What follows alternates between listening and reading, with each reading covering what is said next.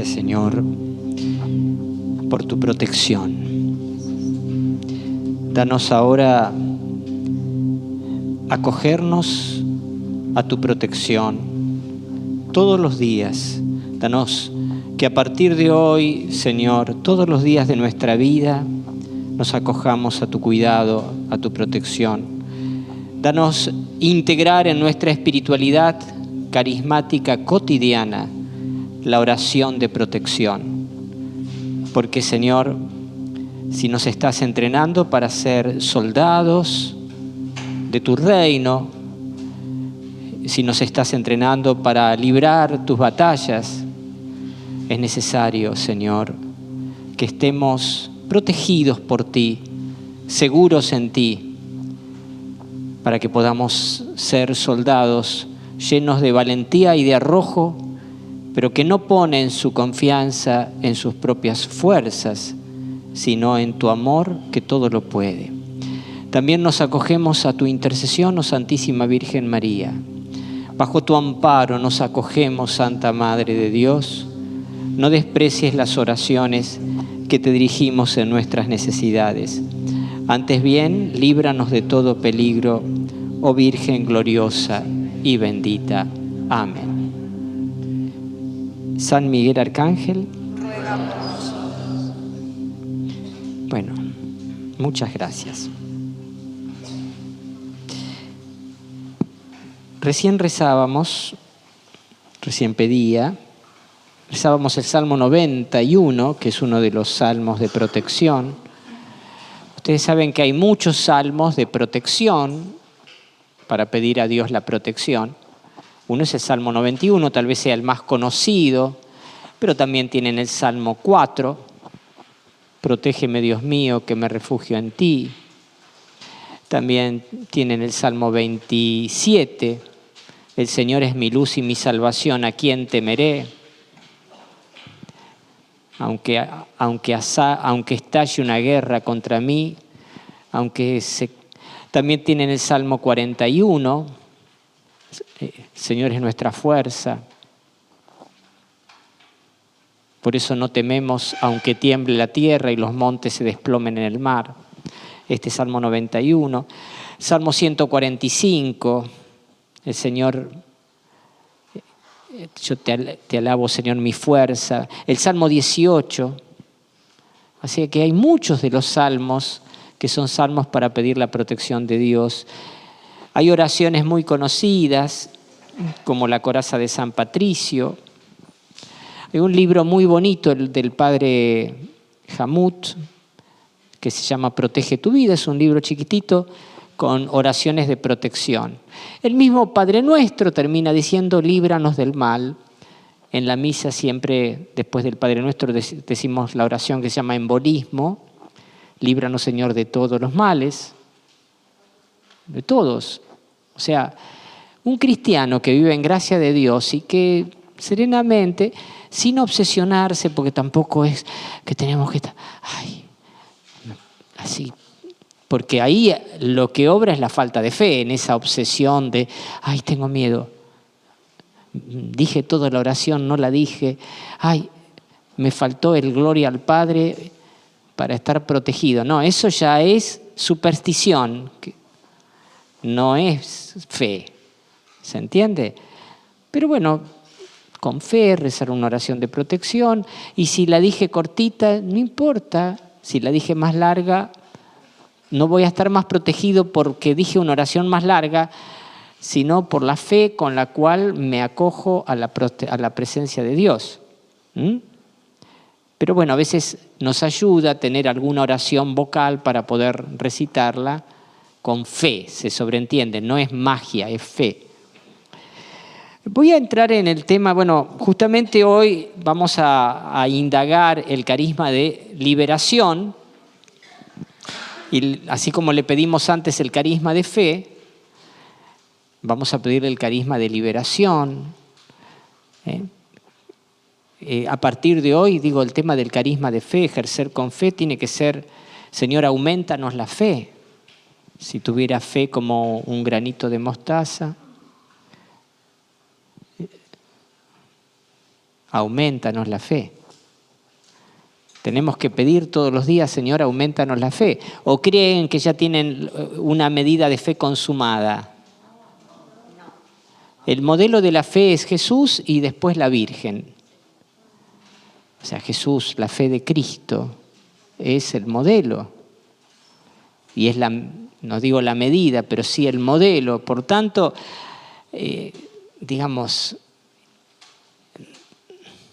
creo que todos podemos anhelar crecer en la fe. Y bueno, también anhelar crecer en la protección y crecer en estos carismas, ¿sí? Anhelar el crecimiento en los carismas. Esto no le daña, ¿no? Al cable, ahí está. Porque estaba el cable arriba de la pata. Bien, voy a compartir un poquito un curso, algunos de los elementos de demonología que estuvimos aprendiendo en un curso de exorcistas este año que tuvo lugar en el Colegio Máximo en 8, 9 y 10 de julio de este año con conferencistas internacionales como el padre Diego Alcántara de México, Rogelio Alcántara de México, el padre Matteo De Meo de Italia, el padre Benigno Paliglia de Italia también. Y tengo un caso, después les voy a compartir un caso que compartió el padre Mateo. En primer lugar, parece una cosa tonta que tengamos que entrar en esta temática, pero simplemente quiero hacer referencia, empezar con una experiencia de un exorcista famoso de Italia, el padre Ernetti, que dijo: demasiados obispos no creen en el demonio hoy en día. O sea, no es que no creen, creer en el sentido, no creen que existe el demonio. Y demasiados obispos no creen, demasiados teólogos hoy no creen que el demonio exista. Y así como antes empecé con un testimonio personal, yo durante años dudé de la existencia del demonio. ¿En base a qué? En base a que los estudios bíblicos, particularmente desde lo que se llama el método histórico crítico, la crítica histórica, o sea, la Biblia sometida a la crítica histórica, llegó la ciencia, pero sí algunos biblistas llegaron a pontificar que cuando se hablaba del demonio se estaba haciendo referencia a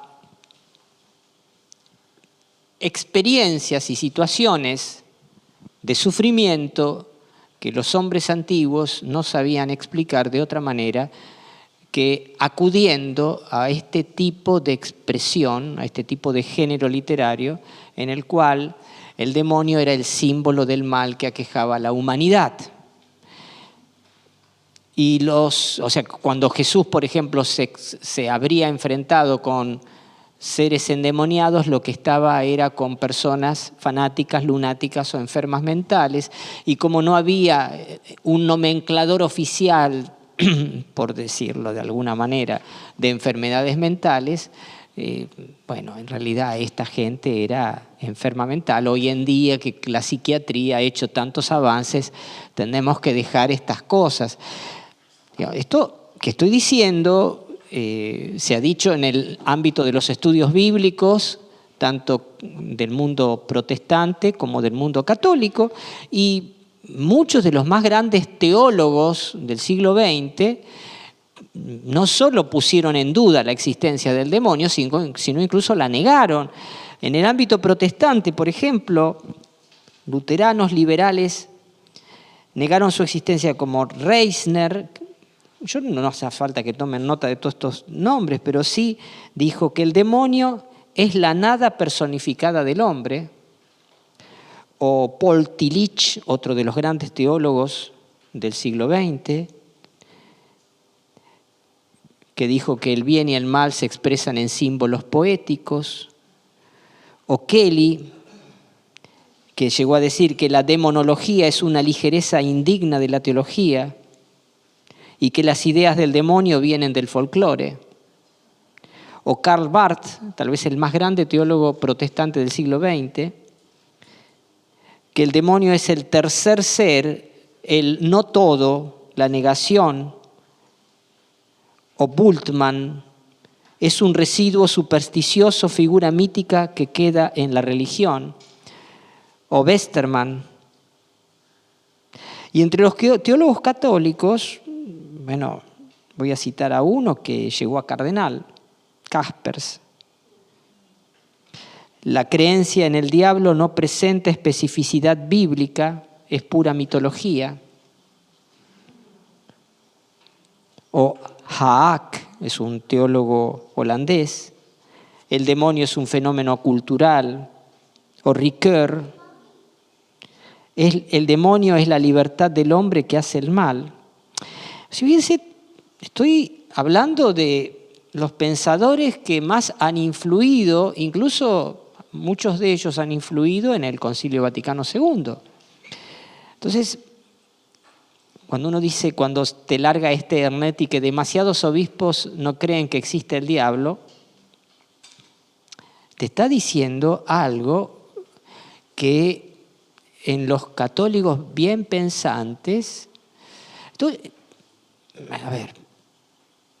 en los católicos más cultos, en los que han leído más libros, en los que han tenido acceso a los estudios teológicos superiores, no estoy hablando de cosas que, ¿viste?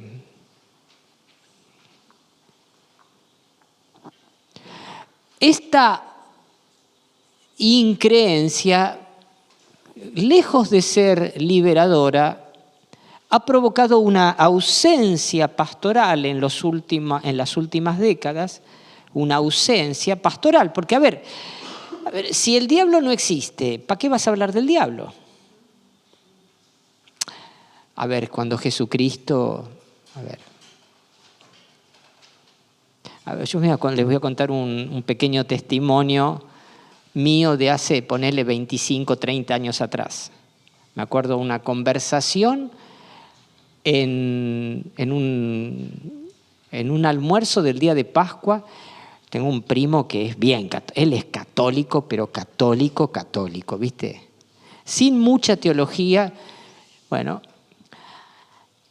el tipo me discutía. No, pero a ver, si Jesús fue tentado por el diablo, es que se le apareció así como lo dice ahí. Y yo el católico instruido que era yo, no, pero eso es un género literario.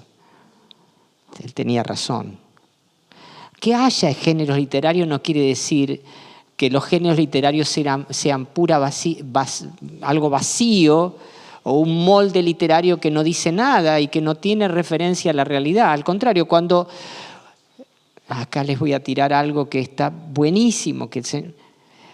El género literario no es igual a no verdad. El género literario es igual a tal intensidad de verdad que se vuelve un modo de expresión. Porque tan presente está esto en una cultura, en una sociedad, que esa sociedad inventa un modo de expresión. ¿Por qué? Porque todos se sienten referenciados y representados por ese modo de expresión. Al punto tal, ¿por qué? Porque todos o muchos han vivido una experiencia semejante. Por eso, que sea un género literario no es sinónimo de no verdad, sino es sinónimo de intensidad de esa verdad. Es al revés. No es igual a vacío. Bueno, un folclore. Ahí te decía, por ejemplo, uno de estos que cité, que esto es folclore. A ver, el folclore, ¿de dónde surge? De la experiencia del pueblo. ¿Por qué un folclore? Porque un pueblo habla, poetiza, expresa en símbolos una experiencia y eso se vuelve representativo de un pueblo. ¿Por qué? Porque es común esta experiencia, no porque sea una experiencia rara de unas personas alienadas que no tienen otra cosa que hacer que pensar en el diablo y reunirse un día tan bonito como hoy a estas cosas. ¿Se entiende? Y bueno, este vacío pastoral, ¿a qué ha conducido? Bueno, a que no habláramos más, lo mínimo, no habláramos más del diablo, que habláramos de estas cosas, bueno, como no se hablara más del exorcismo. Miren qué interesante que cómo Dios es este Dios es genial. Miren, cuando no hablábamos más de estas cosas, ya habíamos abolido los exorcismos, todas estas cosas, pastoral de liberación. ¿Por dónde se nos vino de vuelta? A un tipo se le ocurrió hacer una película que se llamaba El Exorcista.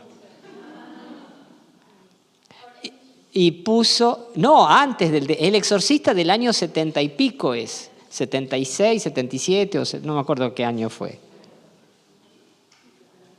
Por ahí. Antes del exorcismo. Entró a través del cine. Y entonces a los curas le empezaron a preguntar de nuevo sobre estas cosas. ¿Viste? Después de 10, 15 años de silencio pastoral sobre estos temas. ¿Me están siguiendo? Dios es así, ¿viste? O sea, la iglesia no quiere hablar de estos temas, bueno, te los habla la cultura. Por ahí, banalizándolos o,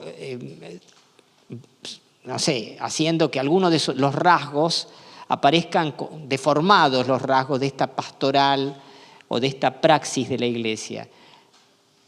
Pero aparecen. Otra de las cosas que hemos visto en los últimos 20 años es que, bueno, el alejamiento de Cristo y de la Iglesia que ha dejado a las personas vulnerables a propuestas esotéricas y a la búsqueda de respuestas a sus interrogantes profundos a través del ocultismo, de diversas formas de ocultismo. Y ¿qué es lo que estamos viendo? Bueno, personas que ahora, como sometidas o afectadas por lo que vamos a llamar dentro de un ratito la acción extraordinaria del demonio. Y de repente comienza a surgir también una respuesta en la oración de liberación, el carisma de liberación, grupos que se organizan para orar por las personas que tienen dificultades de este género, que son unas respuestas que Dios suscita a problemáticas nuevas que el mundo está vivenciando en todas partes, no solo acá. ¿Estamos en tema? Entonces, yo me acuerdo cuando estudiaba en Bélgica, ¿viste? Era obvio que hablar del diablo era de alguna manera suscribir a esas viejas mitologías que realmente ahora no le dicen nada al hombre actual. Me acuerdo que una vez le pregunté a un profesor, pero, ¿y entonces? O sea, la pregunta era, el planteo estaba presentado de tal manera que era, bueno, entonces, ¿el diablo existe o no? Cri, cri. La respuesta era cri, cri. O sea, son tantos los motivos para dudar que pareciera que en aquel contexto, que pareciera que la respuesta más sensata fuera negar su existencia. Demasiados obispos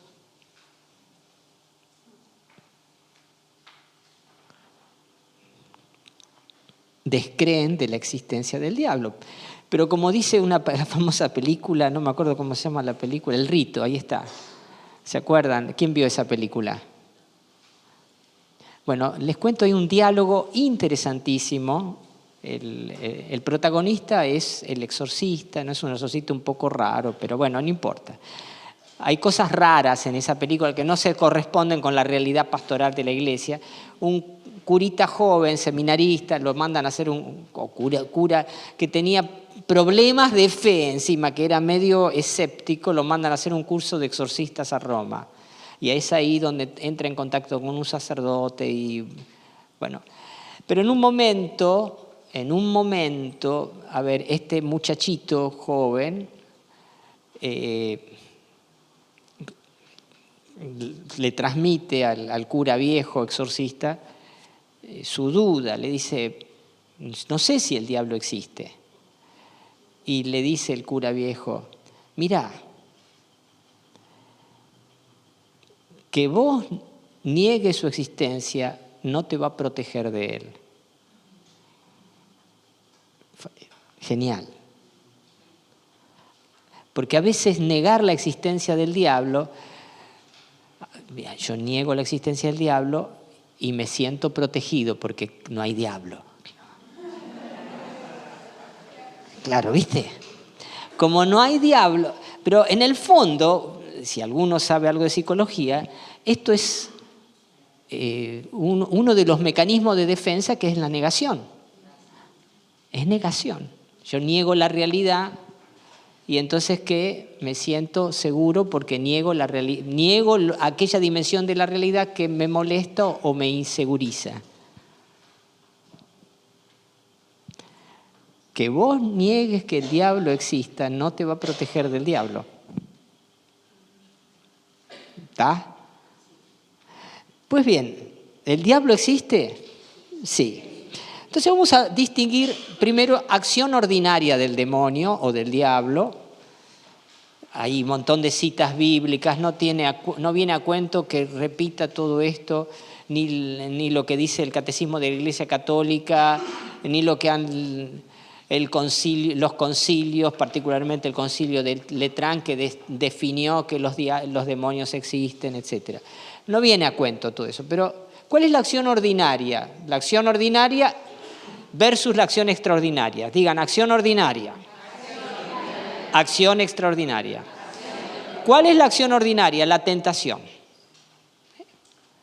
Esa es la acción ordinaria. Todo es un ordinario que nos vive tentando todo el día. Ordinario, así. Y generalmente nos tienta más o menos de la misma manera.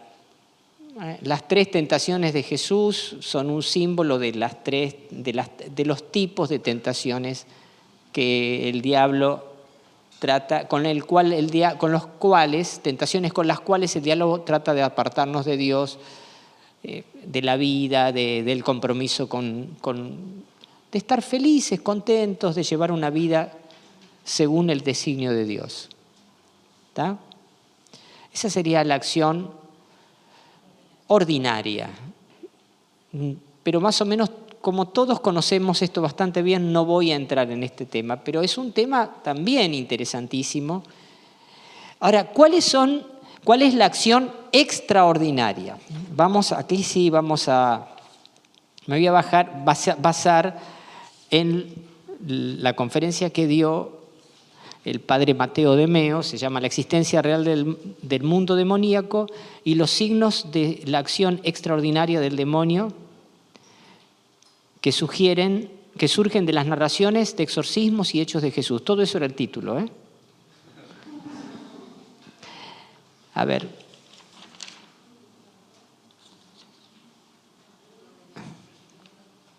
Bastante largo todo esto. Que surgen de los exorcismos y de la acción de Jesús.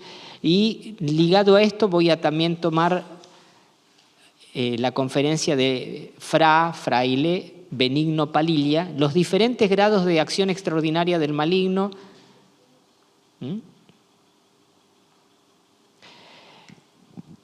Bien, ¿cuál es el primer grado de acción extraordinaria del maligno?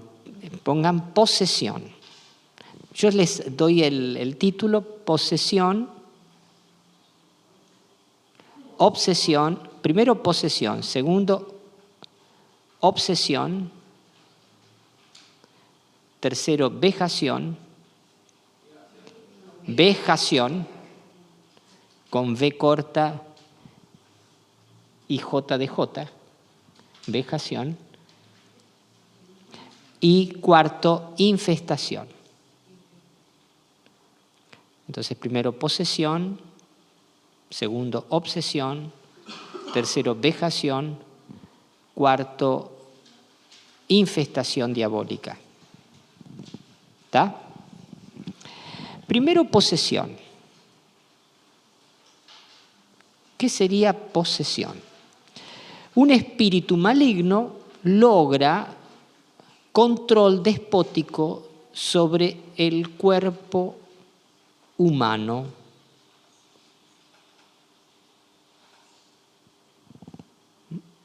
Eso sería posesión. Un espíritu maligno logra un control despótico sobre un cuerpo humano. ¿Y qué efectos produce? Bueno, movimientos o habla la persona poseída sin que pueda hacer nada para evitarlo. Aunque a veces conserve la conciencia de lo que está pasando.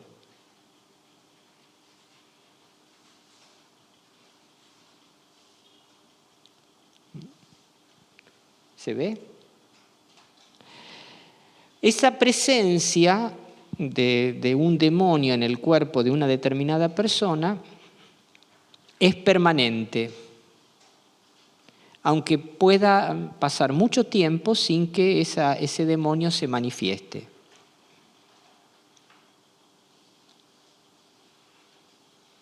O sea, ¿qué es lo específico de la posesión? Es la presencia permanente de un demonio en el cuerpo.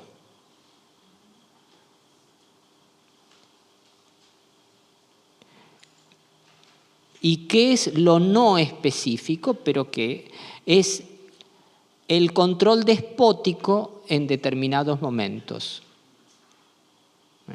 Lo específico de la posesión es la presencia permanente. Lo accidental es el control despótico. O sea, cuando uno ve esos gritos, aullidos, esos movimientos extraordinarios, eso es la manifestación. Pero eso no es la posesión, eso es la manifestación de la posesión, eso es accidental. Yo quiero decirles, casi seguro que en el Congreso de la Nación debe haber un montón de personas endemoniadas. Pero que se manifiestan así, no. Eso.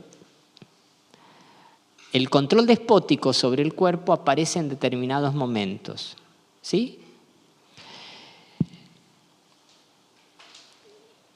Algunos, o sea, claro, cuando aparece una manifestación de un endemoniado, cuando aparece, el otro día en la misa de mármol, está clarísimo, una chica endemoniada estaba ahí y tuvo justamente, ¡pac!, se manifestó,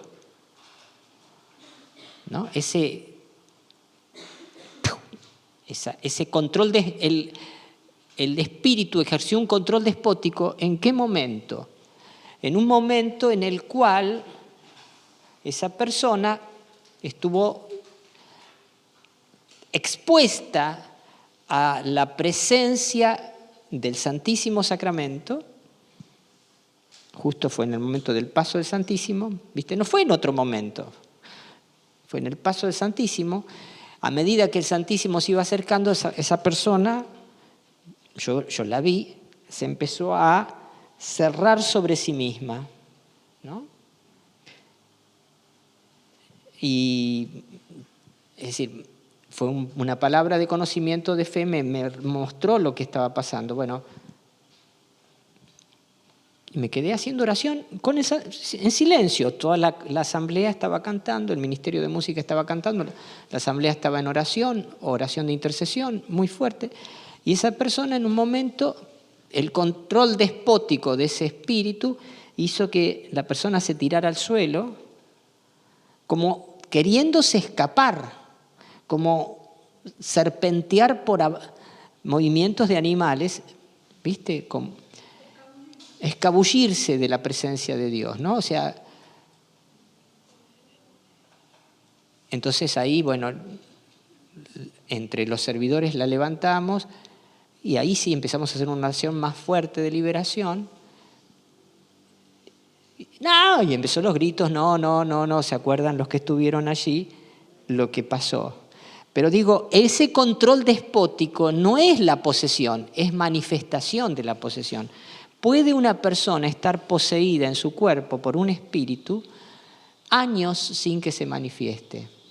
¿De acuerdo?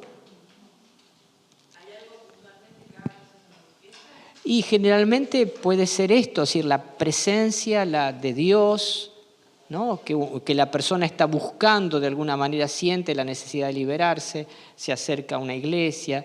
Generalmente cuando se manifiesta es porque de alguna manera algo ya está sufriendo esa persona. Por supuesto que las personas sufren y mucho, ¿no?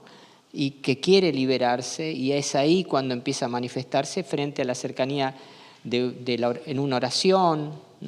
Generalmente no es que se va a manifestar en el colectivo, o en la feria. No tienes. A ver, el demonio muy tarado no es. Digamos, no es nada tarado. Que haga a veces taradeces cuando no le quede más remedio, ¿viste? Como. No es que se sienta. Más que amenazado, más que provocado, expuesto. ¿Se dan cuenta? Decía el Fra Benigno Palilla, en la posesión, una entidad extraña, un sujeto dotado de personalidad propia, inteligente y libre, está dentro del cuerpo. Ese demonio bloquea, paraliza, suspende el dominio del yo, mi yo, sobre la inteligencia. Y es interesante que cuando se manifiesta ese espíritu, se manifiesta de alguna manera la personalidad de ese sujeto espiritual que llamamos demonio, en los ojos, en la forma de mirar, en la forma de expresarse. Es interesantísimo, ¿no? Cuando uno, a ver, no hay que tener miedo de estas cosas, tampoco hay que tomarlas banalmente, pero en la mirada del endemoniado se ve la mirada del demonio. Quien te mira ahí es el demonio, claramente, y te mira con lo que es, con lo que siente, con el odio que siente, con la bronca que siente a Dios y a vos, el miedo que siente, la rebeldía que caracteriza su soberbia. Es su yo el yo del demonio el que se está manifestando en ese momento, no el yo del poseso. En sus rostros, ojos, bocas, aparecen los lineamientos de su personalidad, su cólera, su orgullo, su presunción. En esos momentos, decía Fra Benigno Palilla, en esos momentos el demonio parece tan unido al cuerpo del poseso que cuando ese cuerpo es tocado por el agua bendita, por ejemplo, u otro sacramental, sufre. ¿Por qué cuando le tirás agua bendita en el momento de manifestación grita, se estremece como si le estuvieras tirando ácido muriático? Quien está sufriendo es el demonio, no el poseso. Como si le quemara a él personalmente. Y dijo una frase que es una de estas frases que realmente me rompieron la cabeza. El maligno intenta, de alguna manera, imitar la encarnación. Es verdad esto, y es lógico esto, es lógico, porque de alguna manera los sacramentales maléficos, los maleficios, son imitaciones de los sacramentos de Jesucristo. Y realmente, cuando lo que el demonio quiere es ponerse en el lugar de Dios y que lo honren a él como si fuera un Dios. Hay una liturgia satánica Que uno dice que también se hace carne en muchas canciones de rock, por ejemplo. O sea, por ejemplo, a ver, hay rock satánico, sí, y algunos son claramente satánicos, que es Kiss, por ejemplo, Marilyn Manson. Todos, a ver, vos lo ves incluso hasta en la forma en que se expresa, el ruido, la estridencia, las locuras que allí se hacen. Esa música metálica. ¿Es liturgia satánica? Sí, lo es. Lo es, claramente. ¿Qué pasa con el poseso, la conciencia? ¿Se aburrieron con esto ya? No. Bueno.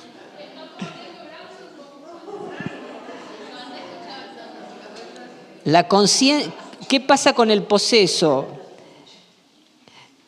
A veces dijo una frase que realmente es interesante, ¿no? ¿El poseso pierde necesariamente la conciencia? No, a veces conserva la conciencia de lo que está pasando, pero a veces tiene como una conciencia de apertura, de conocimientos, a conocimientos especiales. Recuerdo el caso de una persona que he acompañado espiritualmente, que realmente no sé si está totalmente liberada ya, pero no importa, por ahí, que empezó a experimentar revelaciones desde pequeña, porque también es verdad esto, ¿no? Que, voy a decirlo así, hay niños que el diablo elige. Sí, lamentablemente es así. Y de alguna manera le empieza a seducir, o sea, ¿viste? A dar caramelos. ¿Viste? Es la misma lógica de los aprovechadores seductores que a mí mi mamá me decía, si alguien te viene a dar un caramelo desde un auto, no vayas. Ya existían los autos cuando yo era chiquito, por las dudas. No sé si cuando la hermana Ruth era chiquita existían, pero en mi época ya existían. Entonces, me decía, padre, en los últimos tiempos, bueno, tuvimos una charla, después de una oración de liberación, se alejó un poco. ¿Y qué pasó? Padre, es que me decía que me aleje de usted. Me hacía tener desconfianza en usted. Qué interesante, ¿no? Y una de las cosas que a mí me enseñaba principios. Principios diabólicos. La historia, la cultura está llena de principios diabólicos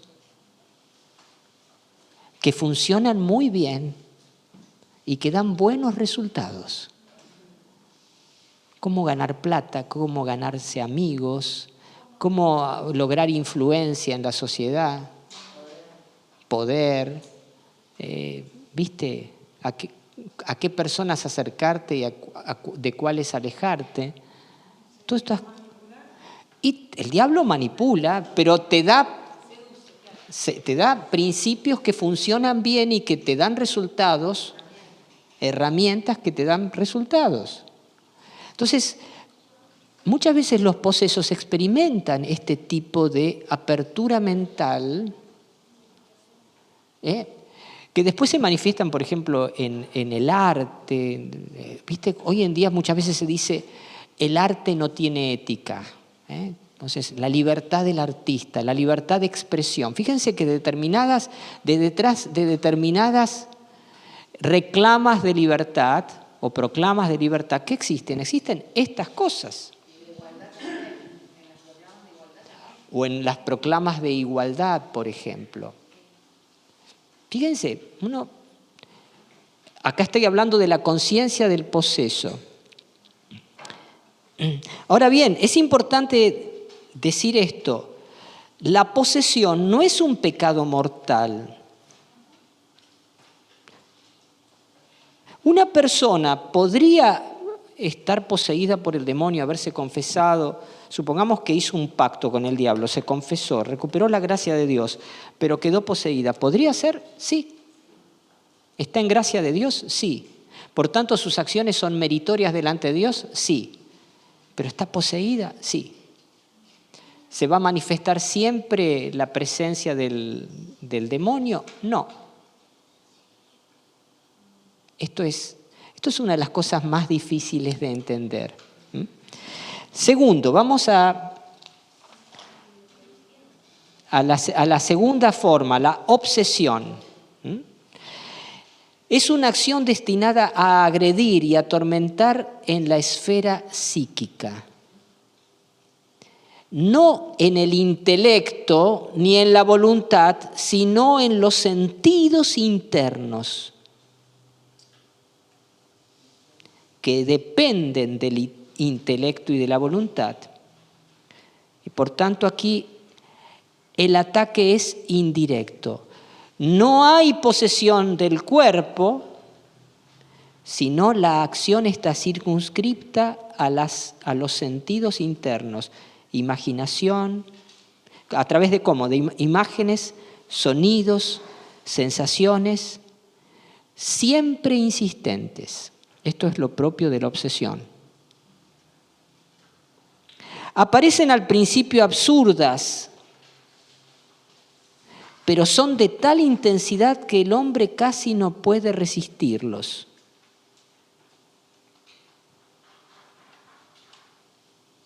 Y esto provoca asaltos de emociones como la angustia, la ira, etc.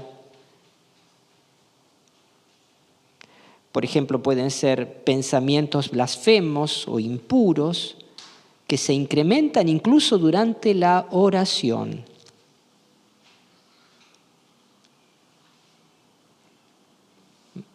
Estás orando, gloria a Dios, y te viene un pensamiento blasfemo. Bueno, para, esto es más que... Y me viene de manera insistente.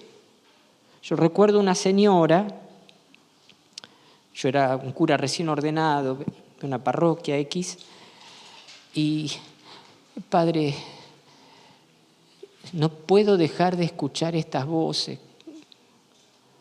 Y esas voces me decían: escupí la Eucaristía, escupí la Eucaristía, escupí la Eucaristía.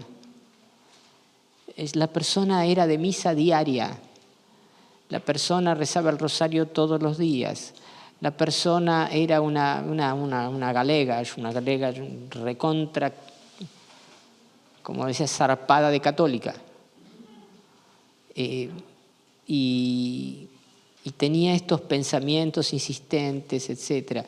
Y al parecer no estaba piruchinga. O sea, aunque alguna de estas cosas va a un psiquiatra y va a decir: sí, bueno, usted tiene una obsesión. ¿Hasta qué punto esta obsesión pertenece? A ver, el TOC, hoy hablamos del TOC. Sin azúcar, ¿no? Ah, gracias. Bueno, digo, puede haber que este ataque a la mente, a los sentidos internos. Fíjense, se habla de los sentidos internos, no tanto del intelecto como facultad, como potencia del alma o de la voluntad, las facultades más profundas, sino los sentidos internos, la imaginación, el sentido común. Es decir, todo eso que aparece sobre todo en la esfera subconsciente e inconsciente, según las nomenclaturas de la psicología más moderna. Sentidos internos viene más de la antropología más clásica. La antropología de Freud y de los psicólogos habla de inconsciente, subconsciente, toda esta dimensión donde están los sueños, los recuerdos, memoria. ¿Sí? Lo propio de la obsesión es que generalmente es una idea que tiene que ver o bien con la blasfemia, con la propia salvación. Me voy al infierno, me voy a ir al infierno, me voy a ir al infierno. Vos te vas a condenar, te vas a condenar, te vas a condenar. Dios no te va a perdonar, Dios no te va a perdonar. Crea miedo más que culpa. Miedo, pánico. O odio a Dios, bronca, me estoy enojado con Dios, estoy enojado con la vida. ¿Se entiende? Y tiene un nivel de permanencia que al principio bueno, está bien dejarlo de lado. Yo recuerdo que a esta persona, ¿qué le dije? Bueno, yo no sabía orar por liberación en ese momento, pero bueno, déjelo pasar, no le escuche esas voces, no las escuche, ¿no? ¿Viste? Porque no las escuche, o sea, no es que no las escuche, no les preste atención, no le dé bola. Pero bueno, hay un momento en el cual resulta para la persona muy difícil abstraerse de esto que le está sucediendo. Bueno, para estos casos es muy bueno y muy importante hacer oración de liberación. También de uno mismo, oración de liberación por otros, pero también por uno mismo, si a uno le pasa. Porque, a ver, yo voy a decir esto. Aquello mismo en lo cual inhieren los carismas, esa capacidad de las cuales hablaba anoche, aquello mismo en lo cual inhieren los carismas, es una capacidad que, si no la protegemos bien, es una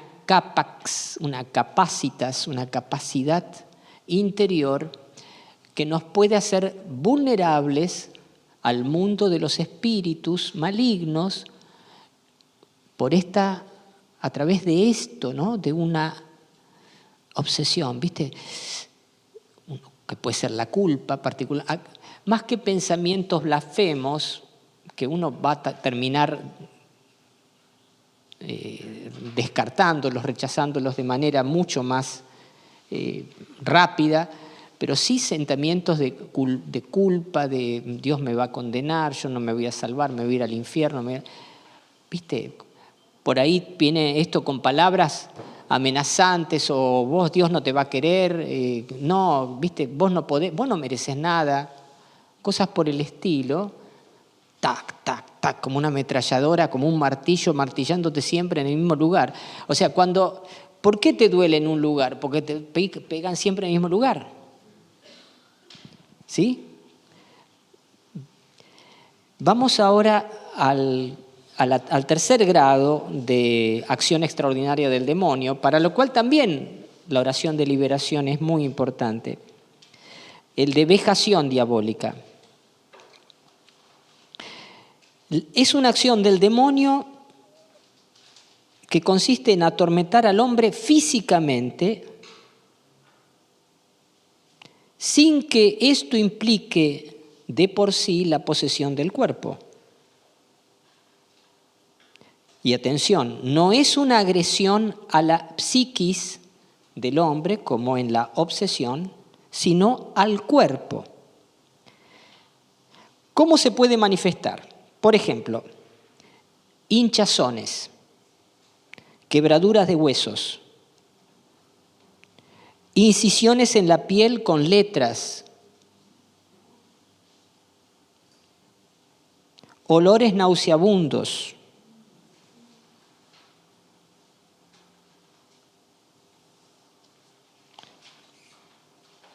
pedradas, aparición de heces, pedradas, ¡pium!, piedras, heces, levitar de golpe, ser arrojados de la cama, ser arrastrados de los pies, ser transportados lejos,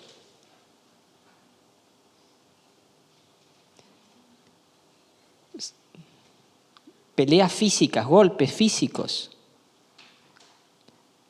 incendios. El demonio le vejaba al cura de Ars, le quemó la cama más de una vez. Otros fenómenos de vejación son lo que se llama en francés mari et femme de nuit. Se traduce eso, maridos y mujeres de noche, que son los que se llaman Son vejaciones sexuales, íncubos y súcubos, o sea, sensación de padecimientos sexuales. Esto puede provocar también una aversión sin motivo al marido. Señoras, ¿escucharon? Y si hay relaciones sexuales es sentir mucho dolor. Puede haber ahí también vejaciones diabólicas. Digo, para tenerlo en cuenta. Y por fin, infestación diabólica. O sea, para esto la oración de liberación y el carisma de liberación sirve, sí, señores.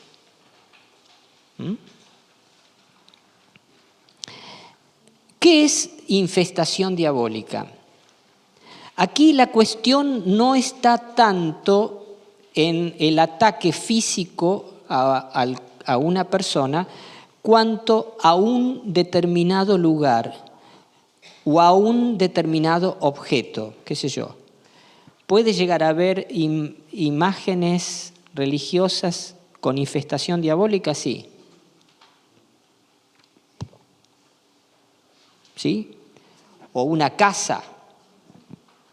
¿Cómo se manifiesta esta infestación diabólica? Ejemplos. Lo que doy es algunos signos, ¿no? Fantasmas que aterrorizan, que silban, ríen en una casa, ruidos, los muebles que se mueven y se rompen, aparición de rostros monstruosos o de formas animales, ruidos de pasos, rotura de vestidos, las frazadas que te sacan de noche. Sí, de verdad. Lamparitas que se prenden y se apagan. Claro. Sí, no. Bueno. Eso ya es una posesión permanente. Para evitar confusiones, a ver, ¿qué diferencia hay entre infestación y vejación? La infestación es sobre el lugar y no sobre las personas. La vejación es sobre la persona y por tanto la sufrirá en cualquier parte donde vaya. En cambio, si un lugar está infestado, es ese lugar o ese objeto, ¿se entiende?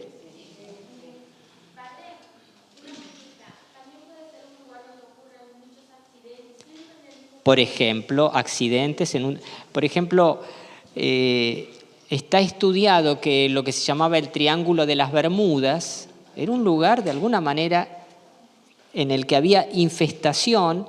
¿Por qué tantos accidentes? Bueno, hasta que, de alguna manera, hoy hubo un famoso, ahora no recuerdo el nombre, famoso psiquiatra, que, intrigado por el tema del Triángulo de las Bermudas, no recuerdo cómo llegó a la conclusión de que en ese lugar, en los siglos XVII y XVIII, cuando todavía estaba vigente la esclavitud en Norteamérica, era un lugar en donde tiraban a los esclavos que venían enfermos, que no iban a servir para nada, los tiraban vivos por la borda.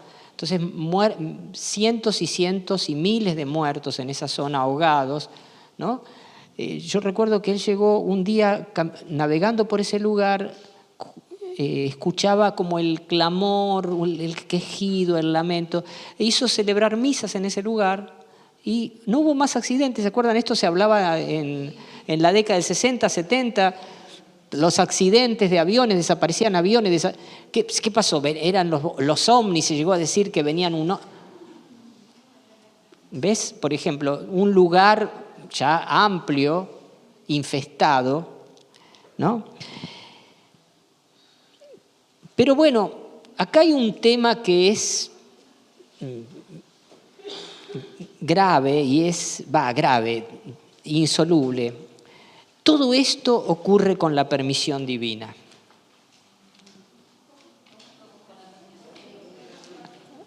Repito, todo esto, no podría ocurrir sin que Dios lo permitiera. Y si Dios lo permite, tenemos que creer que en su providencia es por un bien.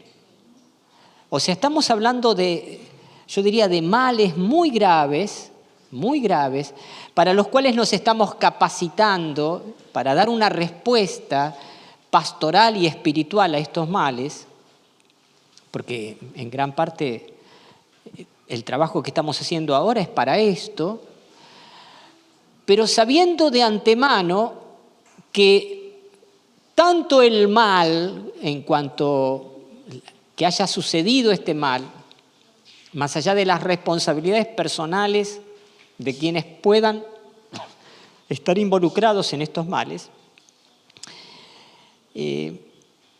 tanto estos males como la solución de estos males están también dentro del misterioso plan de Dios. Porque he visto muchas veces que hay personas a las cuales se les hacen muchas veces exorcismos durante hasta años y no terminan de ser liberadas. Es misterioso esto, es decir, uno puede decir, le faltó fe al exorcista. Puede ser. Faltó una comunidad que orara. Puede ser. Faltó que esta persona confesara bien todo su pecado. Puede ser. Y después uno vuelve, practica y pueden pasar años. Pero bueno, hay algo que decía el padre José Antonio Fortea. Decía, yo no soy carismático, pero noto que, por ejemplo, cuando hay oración en lenguas y estoy haciendo un exorcismo, wow, eso molesta. Al mundo de las tinieblas eso molesta. Y que el fervor con que oran los carismáticos es muy útil a los efectos de la liberación de los posesos y es bueno que los sacerdotes que se dedican al exorcismo, después vamos a ver un poquitito todo esto, ¿no? En la charla que viene después, estén acompañados por ministerios y servidores de oración carismáticos que tengan el carisma de liberación, está muy bueno. Y para algunos de estos fenómenos que estaría bueno que en cada parroquia pudiera haber un grupo de 4 o 5 que ayudaran a su párroco, trabajando en comunión con él, en todos estos casos que cada vez son más y se presentan con más frecuencia en nuestras parroquias. Y nuestra antigua respuesta pastoral, andar al psiquiatra, porque mandábamos al psiquiatra a gente que teníamos que hacerle exorcismo, ¿qué hace? Retrasa la curación, la liberación de estas personas.